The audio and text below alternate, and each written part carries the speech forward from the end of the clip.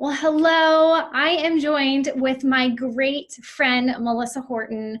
I'm so excited to interview her today. You guys are in for a treat. We have been doing some kind of helpful tips and tricks for any of you that might have some New Year's resolutions. And last week we did one with our campus pastor, Ben Carr, on working out because he's a workout guru. And this week, Melissa is going to give us some pointers for all of you that might have a resolution on getting your life organized. Melissa owns a company called All About You Organizing, and she is literally the best of the best when it comes to organizing your life. So I'm really excited to have her today. How are you, Melissa? I'm good. I'm so happy to be here. Thank you for having me. Of course. Okay. All right. We're just going to go ahead and jump into it. Okay. So we've decided I need to get my life together. I want to do some organizing. What is your number one biggest piece of advice? Less. It is so much easier to get organized if you just have less stuff, whatever it is, less paper, less clothes, less toys, less shoes, whatever it is to clean up, take care of, dust. If you have less of it, it's going to be easier to manage. Yeah, that's really good. I feel like we live in a culture where people want more. Yeah. So that can be difficult, but I think that's really good. Okay, so you're saying we want less. What does that process look like of getting rid of things and getting to a point of less so that it's easier? Sure.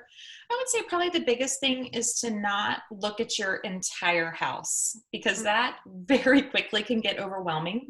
So I always like to say break it down into more bite-sized kind of projects. So think about what's driving you crazy right now. If it's your front hallway closet where you walk in and that's where you're going to put your coats and your winter stuff right now, and that's what's just chaotic, start there. So do a purge, get rid of some of that, so that space is a little bit easier to manage. Yeah. Check that off the list, move on to the next thing. Is that the kitchen counter? What's driving you the second most crazy? What's the third most crazy? And you just kind of work down the list. It's much easier to work on things in smaller little packages and projects than it is to think, oh my gosh, my entire house is a mess. It leads to overwhelm and you don't get anything done. Yeah, and then you just put it off. Yeah. That's really good. Okay, so let's say you've picked your thing. I know probably everybody who's watching in their mind immediately, they have their thing. Like, this is the thing that's driving me crazy. I need to do this. So you've picked your thing. How do I start? Where do I start? Sure. Well, what I like to do is kind of have almost like a box or a bag with different categories. So when you're take that front entryway closet and you think, okay, these are things that I want to trash. They've got holes in them. They're no good. Then you've got maybe a box or a bag that says donate, because these are things that somebody else could probably love and use, and they still have a lot of life left in them. Mm-hmm. Maybe there's something in there. My grandmother made this. I don't really want it, but maybe my cousin does. Okay. And, you kind of, just as long as you do it, don't just put it back in that box and say, my cousin may want this one day. You actually have to give it to your cousin. But you kind of categorize stuff. And then that day, like, take it out to the trash, put it in the back of your car to take to the place to donate. And those are kind of how I typically try to categorize things and tackle something as trash, donate. Maybe this has another home to go to. That's good. I feel like I am notorious for deciding what needs to go to donate. Like right now I have, this is so embarrassing. I have 2 bags full of like coffee mugs and cups that have been in the trunk of my car for probably 2 months. I know. Just do it. Go buy it. Go buy it. Do it.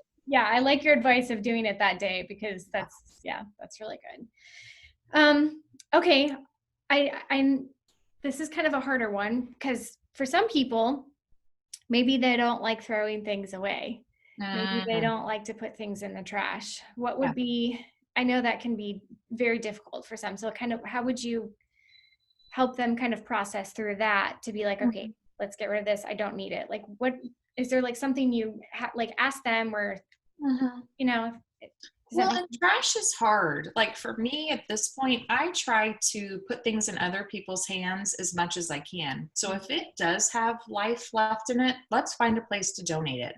Whether that's a women's shelter, a Goodwill, a local thrift store. Trash is hard even for me. So if it's got miles in it, let's find a place to donate it to. And I mean, you do a quick Google search and you can find tons of places that you can donate to. Trash is definitely a little bit harder to handle.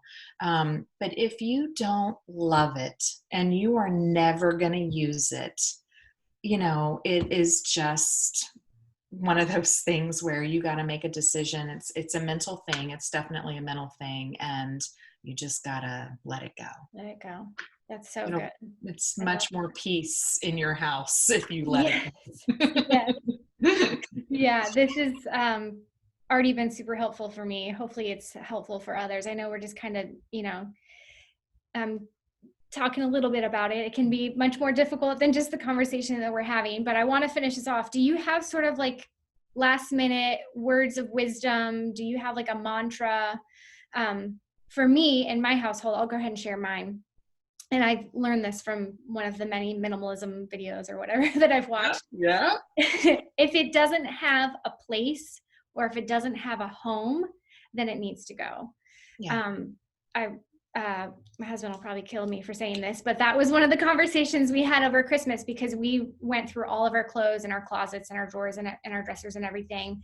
And I said, if it doesn't have a home, it's not going to end up back where it belongs. And then it'll be very easy for that space to get cluttered again because you don't have a specific spot for it to go. Yeah. So that's kind of like my mantra. It's got to have a place to go, even if it's like there's places for all my spatulas to go, and so that I don't get overwhelmed. But do you have sort of like a mantra that you kind of carry with you when you're helping your clients? Yeah, I think for me is if it's not serving a purpose or you don't love it, I mean, at this point, it's time for it to go.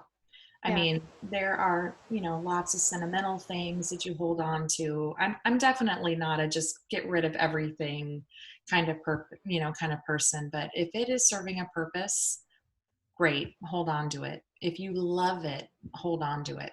But if it's not serving a purpose in your life and you don't love it, why are we still holding on to this? Yeah, that's a really great question to ask when you've decided to purge or go through your stuff. Well, hopefully this motivates you guys to do some organizing to get your life more organized so that you're not as stressed and it doesn't feel as chaotic. Well, thank you so much, Melissa, for joining us.